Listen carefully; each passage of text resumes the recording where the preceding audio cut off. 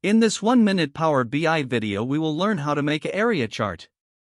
Step 1. Select the stacked area chart icon from the visualization pane, drag the icon to the report canvas.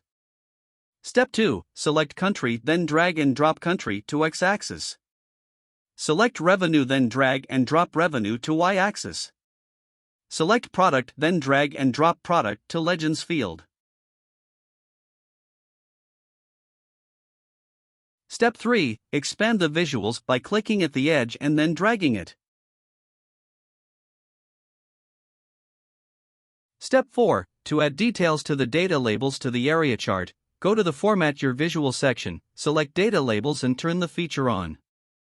Click on Values and then increase the font size, make the text bold, change the color to black. Turn the background on, select the desired color, adjust the transparency by moving the slider or tying the desired percentage. Thank you. Please subscribe to the channel, The BI Nerd, and check out other 1-minute Power BI videos.